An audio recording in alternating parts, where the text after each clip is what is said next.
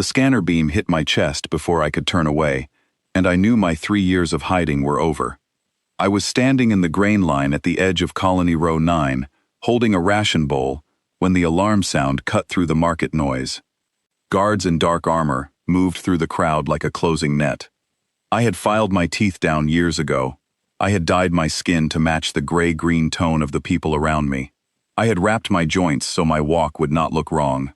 None of it mattered now. The scanner did not care what I looked like. It cared what I was made of underneath. A guard grabbed my arm and pulled me out of the line. Another one shouted a word into his comm device.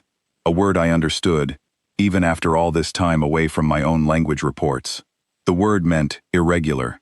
The word meant outsider. The word meant me. I did not fight. Fighting would have proven every fear they already had.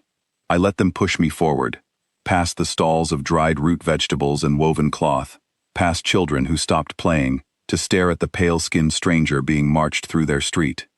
I kept my eyes down. I had learned long ago that eye contact here was read as a challenge, and I could not afford a challenge, not when a single wrong move could unravel everything I had built to stay alive. They put restraints on my wrists, thin bands of metal that hummed with a low current. I had felt worse. I had felt much worse. In a place far from this colony, on a day I tried never to think about. But thinking about it now, chained and surrounded, I could not stop the memory from rising. 3 years ago, before I became a laborer with a false name, I was a soldier. I served on a strike team, sent to end a war that had already cost too many lives on both sides. Our mission was simple, in the way that terrible things are always described as simple. We were to reach the central command nest of the Threshka fleet and stop it from launching a final assault that would have reached my homeworld. I was the one who pressed the trigger that brought the ceiling down on that command nest. I was the one who ended the war in a single moment that I have never been able to explain to anyone, because there was no one left from my team to explain it with. I walked away from that day, and I never told a living soul what happened inside those collapsing halls.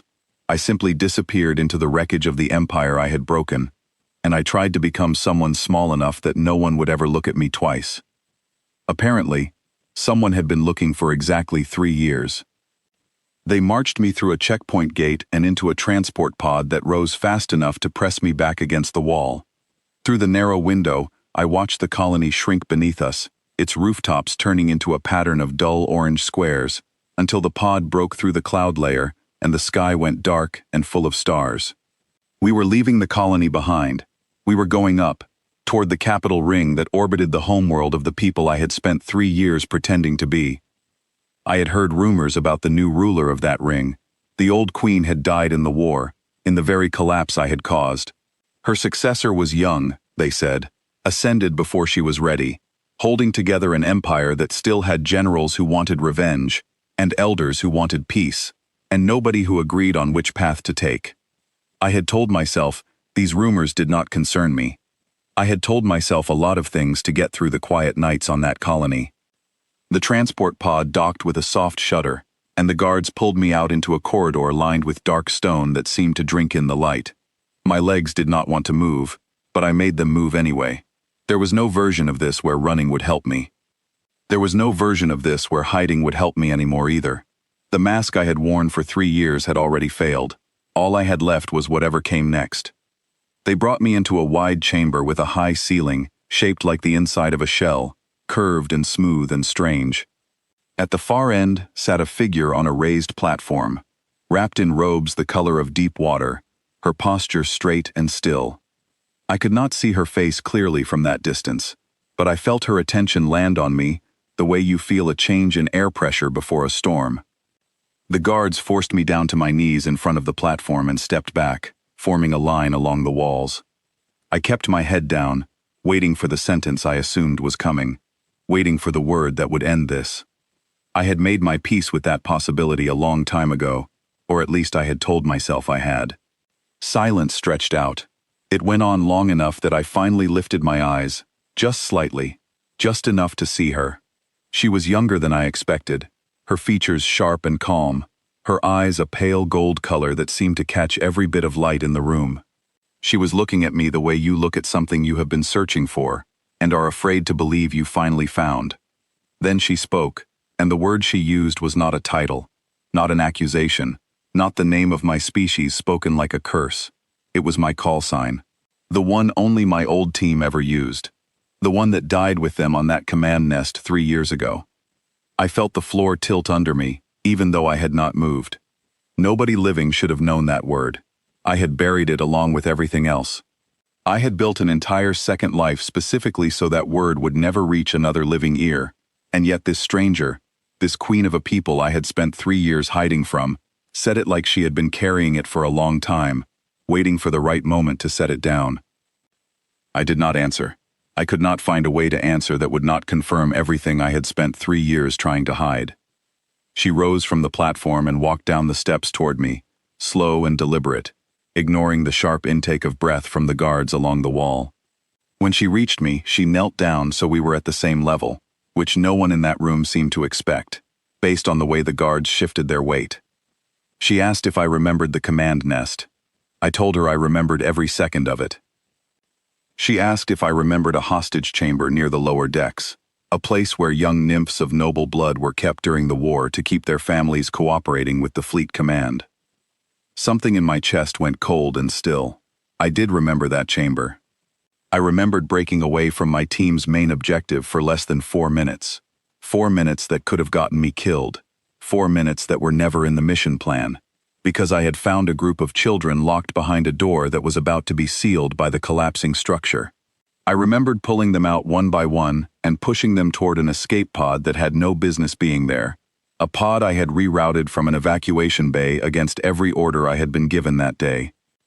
I remembered a small figure near the back of that group, quieter than the others, watching me with eyes the same pale gold as the ones looking at me now. She told me she was that child. The room went very quiet. I could hear my own pulse in my ears. I looked at her properly for the first time since I had been dragged into that chamber, and I saw it. The same steadiness in her gaze that I remembered from a terrified child standing in a collapsing hallway 3 years ago, refusing to cry, refusing to look away from the stranger who had just broken every rule to save her life. She told me she had spent those 3 years trying to understand what she had seen that day. An enemy soldier, one of the pale ones her people had been taught to fear more than death itself, choosing in the middle of chaos to save children who were not his own. She said the story did not fit anything she had been taught about my kind, and it had never stopped bothering her, not through her training, not through her ascension, not through the long grief of losing her mother. When she took the throne, she said, one of the first things she did was quietly search every colony report for any sign of an irregular biosignature, any hint that the soldier from that hallway might still be alive somewhere in her empire. She said she had almost given up hope more than once. She said she had begun to think she had imagined the entire thing, shaped by fear and shock into something kinder than reality could have been. I told her it was real. I told her I remembered pulling her by the arm, because she had frozen at the sight of the falling ceiling, and I remembered the way she had looked back at the chamber one last time, before the pod doors closed, like she was trying to memorize a place she knew she would never see again. Her breath caught slightly at that detail. It was not something she had told me. It was something only she would know had happened. The guards along the wall were watching this exchange with confusion plain on their faces. One of them, older and heavier armored than the rest, stepped forward and reminded her, carefully, that this prisoner was confirmed to be the same species responsible for the destruction of the central command nest and the death of her mother. He reminded her that many in her court were already unhappy with how long the search for the pale soldier had taken, and that they would expect a public account for what happened next. She did not look away from me when she answered him. She said that she understood exactly what I had done at Kesar Reach, better than anyone else standing in that room, because she had lived through the middle of it. She said that mourning her mother and owing her life to the same event were two truths she had carried together for 3 years, and she did not need anyone else's permission to hold both of them at once. I found my voice for the first time since kneeling on that floor. I told her I did not expect forgiveness, and I did not expect to be given any. I told her that what I did at the command nest ended a war that would have reached my own homeworld within months, and that if given the same terrible choice again, in the same terrible moment, I would still make it. I would not pretend otherwise to make this easier for either of us. but I told her that pulling those children out of that chamber was the only decision I made that day that I had never once regretted, not for a single hour of the 3 years since. She studied my face for a long moment after I said that. Then she stood and reached down and removed the restraints from my wrists herself, ignoring the sound of alarm that went through the guards around us. She said that her empire stood at a fragile place. The war had ended, but the peace that followed it was thin and uncertain, held together by exhaustion more than trust. She said there were generals in her court who wanted a war criminal's death to prove her strength as a new ruler, and there were elders who wanted a symbol of mercy to prove that her rule would be different from what came before. She said she had spent months trying to find something, or someone, who could stand as proof that both sides of that terrible war had been capable of choosing something better than destruction. She asked if I was willing to be that proof, not as a prisoner, and not as a hidden laborer wearing a stranger's face, but openly, as exactly who I was. I thought about the 3 years I had spent hiding. I thought about the filed teeth, and the dyed skin, and the wrapped joints, and the quiet lie I told myself every morning that disappearing was the only way to make peace with what I had done. I thought about how none of that hiding had actually given me peace. It had only given me distance, and distance was not the same thing.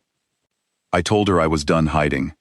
I reached up and pulled the thin covering from my forearm, the one that had disguised the shape of my skin for 3 years, and let it fall to the floor of that chamber in front of everyone watching. I heard murmurs rise from the guards along the wall, some sharp with alarm, a few quieter, almost curious. The queen did not flinch. She had already known exactly what she was looking at. She turned to face her court, raising her voice so it carried through the wide chamber, and announced that the pale soldier from the fall of the central command nest stood before them, alive, unhidden, and present at her own invitation. She told them the story of the hostage chamber, the 4 minutes that were never part of any mission plan, the escape pod rerouted against direct orders, the children pulled out one by one while the ceiling came down around them. She told them that she was one of those children, and that she owed her life to the same enemy soldier some of them wanted dead. The older guard who had spoken up earlier looked stunned into silence. Other faces along the wall shifted between disbelief and something closer to reconsideration, the kind of look that comes when a story you thought was simple turns out to have more sides than you expected. She told her court that she did not intend to erase the pain of the war, or pretend that grief and gratitude could simply cancel each other out. She said the truth was more complicated than that, and that her empire needed to learn how to hold complicated truths if it ever wanted to move past the war, instead of just surviving its ending.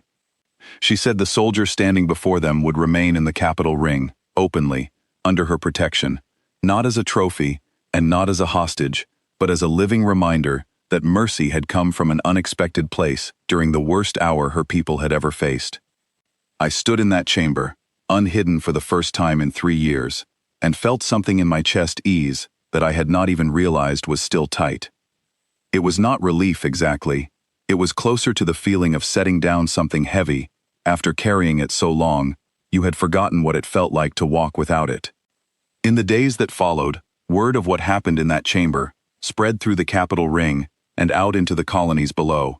Some of it was angry. Some colonies sent formal protests demanding my execution, insisting that no act of mercy could balance the destruction at Kesar Reach.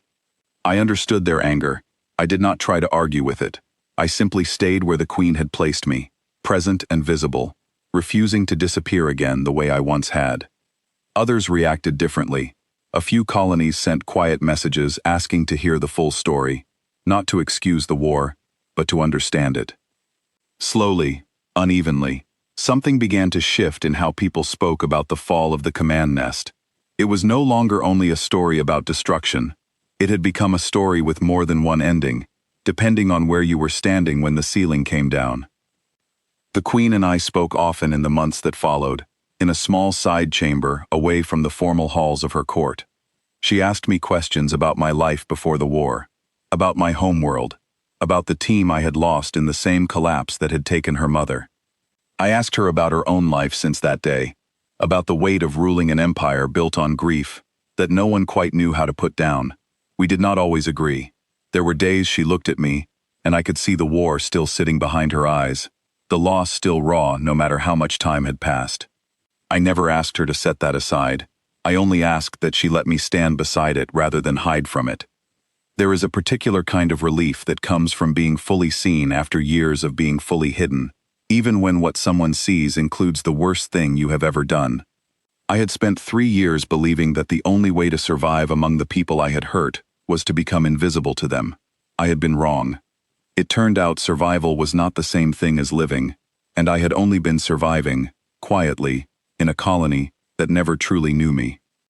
The Queen once told me that she recognized me the moment the guards brought me into her chamber, before I had even lifted my head to look at her, because she had spent 3 years picturing exactly that face in her mind, turning it over and over, refusing to let the memory fade the way memories usually do. She said she had been afraid, in a strange way, of what it would mean if she never found me, because it would mean the one clear piece of good she carried out of the worst day of her life might never be confirmed as real. I told her that finding her again had done something similar for me. It had turned Kessar Reach from a memory I only carried alone into something that 2 people now understood from opposite sides at once, which somehow made it easier to hold rather than harder. I still think, sometimes, about the 3 years I spent hiding, filing down my own features, dyeing my skin, learning to walk like someone I was not. I understand now that none of it protected me the way I thought it would.